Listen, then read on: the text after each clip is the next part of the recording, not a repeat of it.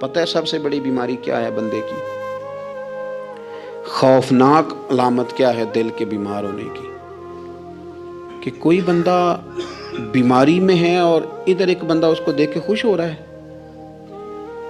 کسی کو زوال آ گیا ہے، کاروبار ڈوب گیا ہے اور یہ دیکھ کے خوش ہو رہا ہے. مر گیا اس کا دل، مردہ ہے، اندر کوئی دل نہیں. اب یعنی ایک بندہ رسوا ہو گیا اور یہ خوش ہو رہا ہے، دیکھا میں نے نہیں کہا تھا. جب کوئی کسی کی رسوائی، کمزوری اور کسی کے زوال پر راضی ہونے لگے تو پھر سمجھ لے کہ اس کا حال اتنا برا ہو گیا ہے کہ اب یہ اخلاقی طور پر مردہ زندگی گزار. ہمارا اب یہ حال ہے کہ ہم لوگوں کے دکھوں پر ہنسنے لگے. ہم کسی کے ہاں کوئی شخص تکلیف میں آتا ہے تو ہم اس کو کہکہوں میں اڑاتے ہیں.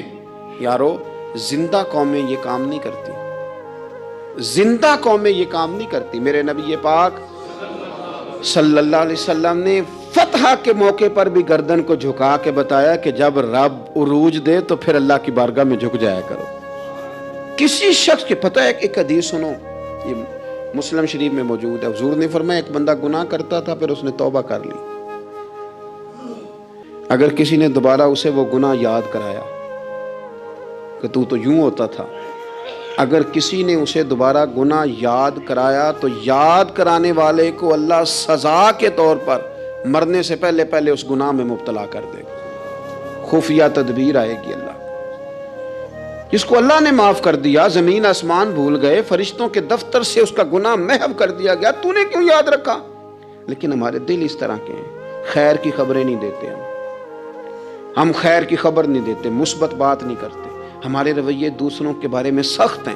یعنی بہو سے داماد سے اختلاف ہو گیا، پھر اس نے معافی مانگ لی، پھر ہم نے معاف کر دیا، پھر ایک سال کے بعد دوبارہ لڑائی ہوئی تو پچھلی بات دوبارہ یاد کرنی چاہیے تھی. اس کی تو معافی دے دی تھی آپ نے، لیکن آپ نے پھر یاد کر لی وہ بات. اس کا مطلب ہے آپ نے صلح کی تھی، دل صاف نہیں کیا تھا. دل جب آپ صاف کر لیں تو پھر معاملہ ختم ہو گیا. پھر آپ پھر نکال پھینکے ساری چیزیں. مسند امام احمد بن حنبل میں حدیث ہے، حضرت انس بن مالک رضی اللہ تعالیٰ عنہ کہتے ہیں میں بھی بیٹھا تھا، حضرت عبداللہ بن عمر رضی اللہ تعالیٰ عنہ بھی حضور کی بارگاہ میں بیٹھے تھے. نبی پاک صلی اللہ تعالیٰ علیہ وسلم نے فرمایا ابھی ایک شخص تمہارے پاس آنے والا ہے، تیاری کر لو، آنے والا جنتی ہے. کہتے ہیں ایک شخص اندر داخل ہوا تو سادہ سا بندہ، داڑھی سے پانی کے قطرے گر رہے، جوتے ہاتھ میں پکڑے یا بغل میں دبائے، وہ آ گیا، حضور سے بات چیت کی، چلا گیا. ہم بڑے خوش تھے کہ کمال نہیں ہو گیا جس کو حضور نے دنیا میں جنت کی بشارت عطا کر دی. اگلے دن اس نے اتفاق، ہم اسی جگہ اسی حال میں بیٹھے تھے کہ پھر محبوب نے فرمایا ابھی ایک بندہ آنے لگا، جنتی ہے. کہتے ہیں وہ بندہ آیا تو دیکھ کے حیران ہو گئے، یہ تو وہی کل والا ہی بندہ ہے. اسی طرح داڑھی سے پانی کے قطرے گر رہے ہیں، جوتے اس کی بغل میں آ کے بیٹھ گیا. تیسرے دن اللہ کی قدرت ہم وہیں بیٹھے تھے، پھر حضور نے فرمایا بندہ آنے لگا، زیارت کر لو، تیاری کر لو، بندہ جنتی ہے. وہی بندہ آیا جو پہلے 2 دن آیا تھا.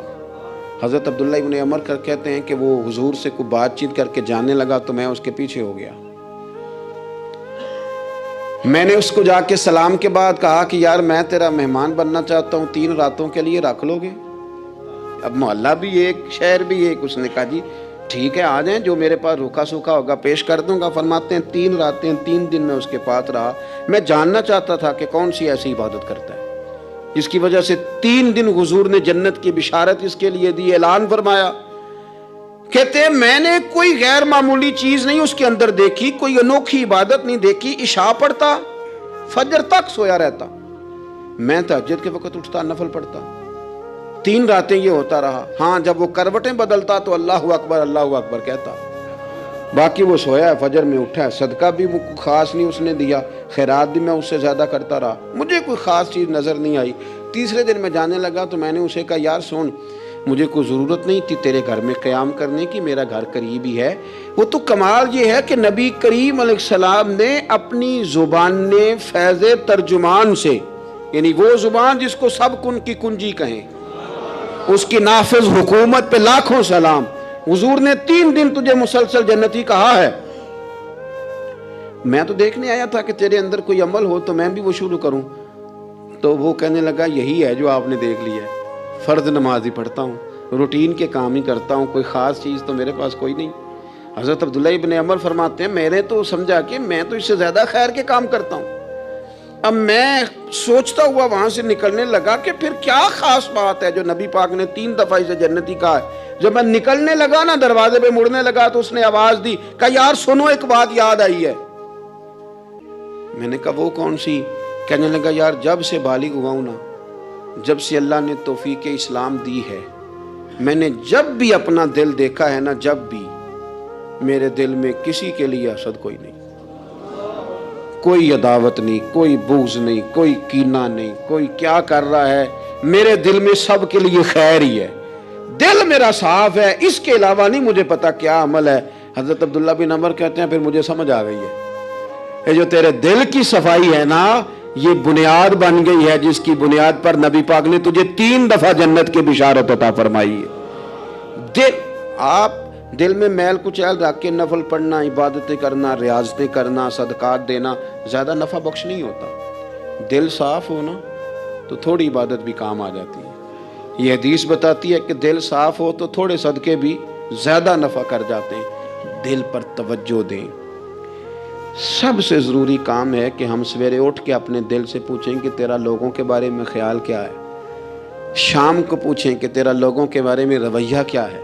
آپ اپنے دل لوگوں کے لیے صاف کر دیں، اس میں خیر پیدا کر لیں، تو پھر آپ محسوس کریں گے طبیعت ہلکی پھلکی بھی ہے، حشاش بشاش بھی ہے، ٹھنڈی بھی ہے، اور پھر اس میں اللہ رسول کی محبت کے جلوے بھی ہیں۔